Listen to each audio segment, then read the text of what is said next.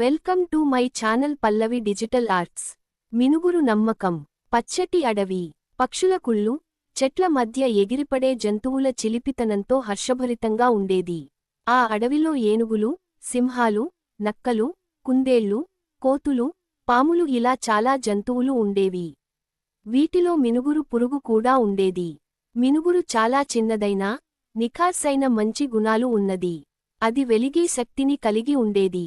కొన్ని పెద్ద జంతువులు మాత్రం ఇలా అనేవి, ఓహ్, ఇది చిన్న గింజంత పురుగు, దీని వెలుగు ఎంతవరకు దారి చూపగలదు, ఇది లేకపోయినా ఏమి మారదు. ఈ విమర్శలు విన్నా, మినుగురు కాసింత బాధపడి మళ్లీ తన పని తను చేసేది.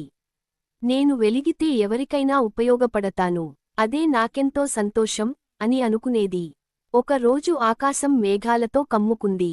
పిడుగులు పడుతూ వేగంగా చీకటి కమ్ముకొచ్చింది. అడవిని ముసురుకొట్టిన ఉరుములు, మెరుపులతో జంతువులంతా భయంతో తల్లడిల్లిపోయాయి. అవసరంగా తినేందుకు వెళ్లిన జంతువులు దారులు మర్చిపోయారు.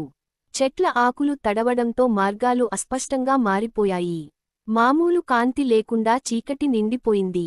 అప్పటివరకు చిన్నది అని తక్కువ చూసిన మినుగురు ముందుకు వచ్చింది. భయపడకండి, నన్ను అనుసరించండి, నేను నెమ్మదిగా వెలుగుతాను, మీకు దారి చూపిస్తాను. మొదట కొన్ని జంతువులు నమ్మలేదు. కాని మినుగు వెలుగు మెరుపులతో ముందుకెళ్లగా కొంతమంది ధైర్యంగా దాని వెంట వెళ్లారు.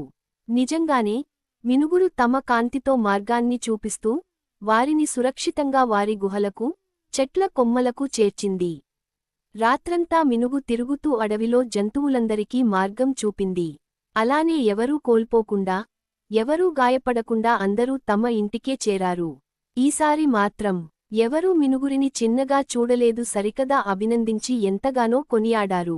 నీతి: ఎవరైనా ఎంత చిన్నవాళ్లైనా తక్కువగా చూడకండి. వారు చేసిన సహాయం ఎన్నిసార్లైనా పెద్ద మార్పును తీసుకురాగలదు. ప్రతి ఒక్కరినీ గౌరవించండి. Thank you so much for watching. Please like, share and subscribe.